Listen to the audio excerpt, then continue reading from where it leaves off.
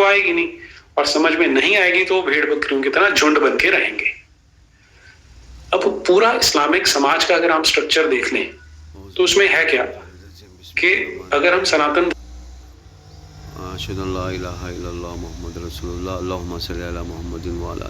धर्म से तुलना करते हैं तो हमारे यहाँ बिल्कुल खुलापन है।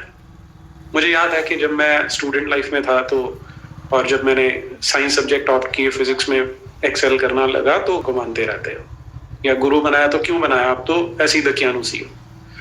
तो वहां मेरे माँ बाप ने सोचा कि नादान बच्चा है, बड़ा होगा तो सीख जाएगा, तो उन्होंने कुछ नहीं कहा।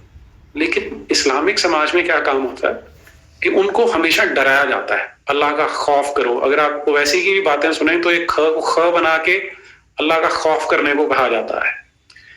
तो पूरा समाज जब इस तरह से दबाया जा रहा है तो उसे कुंठित बना देते हैं। और इन उलमाओं से निकलना हर मुसलमान के लिए बहुत जरूरी है। जो अभी शंकर शरण जी ने कहा कि इस्लाम की अचीवमेंट क्या है संसार भर में बीते 1400 वर्ष में, कि जहां पर इस्लाम का बोलबाला है वहां पर आपको एक पिछड़ा हुआ समाज देखने को मिलता है। महिलाओं के साथ, महिलाओं के ऊपर अत्याचार है कि वो ठीक से बाहर नहीं निकल पाती हैं। तो क्या हम अपने बच्चों को, ये मैं मुसलमानों से कह रहा हूं, कि क्या हम अपने बच्चों को या क्या आप अपने बच्चों को यही धरोहर देके जाना चाहते हैं?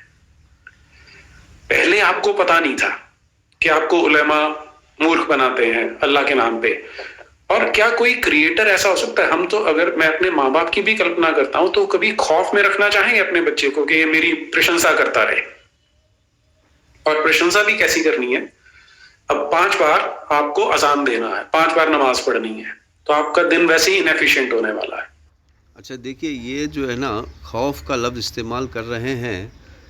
अब ये आप मुझे बताइए नीरज जी, कुरान और अहदीस में कहाँ पर खौफ का लफ्ज़ इस्तेमाल हुआ है? खौफ का लफ्ज़ तो इस्तेमाल ही नहीं हुआ है। यहाँ तो ईश्वर कह रहे हैं कि खुशी से करो, खुशी से काम करो कह रहे हैं। खौफ तो है ही नहीं यहाँ पर।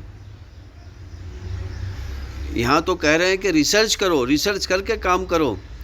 यहाँ पर तो ज़बरदस्ती काम करने का कॉन्सेप्ट ही नहीं है। कहाँ पर है बताइए? आप हर चीज़ में रेफरेंस देते हैं तो इस चीज़ में भी आप रेफरेंस दीजिए मेरे भाई। आप हर चीज़ में रेफरेंस के पीछे भागते हैं तो इस चीज़ में भी आप रेफरेंस दीजिए। हाँ, इस चीज़ में भी आप रेफरेंस दीजिए मेरे प्यारे छोटे भाई नीरज जी। चलिए आइए देखते हैं कब रेफरेंस देते हैं, तो आगे बढ़ते हैं।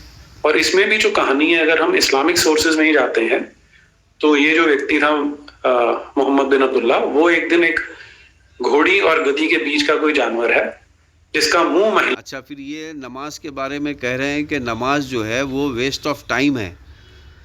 तो नमाज के ऊपर मेरी पूरी सीरीज़ है और आ भी रही है कि जिसमें नमाज हम इंसानों का इलाज है और ये किस किस तरह इलाज करता है और क्या क्या इलाज करता है उसमें पूरा है। तो अगर ये कह रहे हैं कि नमाज एक वेस्ट ऑफ टाइम है तो चलिए आइए डिबेट करते हैं। और वो सीरीज़ है मेरी नमाज की, और नमाज सनातन धर्म में भी नमाज है और बाइबल में भी नमाज है, जिसको सनातन धर्म में योगा कहा जाता है, जिसको साधना कहा जाता है, हाँ, और जिसको बाइबल में भी प्रेयर कहा जाता है, सप्लिकेशन कहा जाता है, गैदरिंग कहा जाता है, कलेक्टिव गैदरिंग कहा जाता है।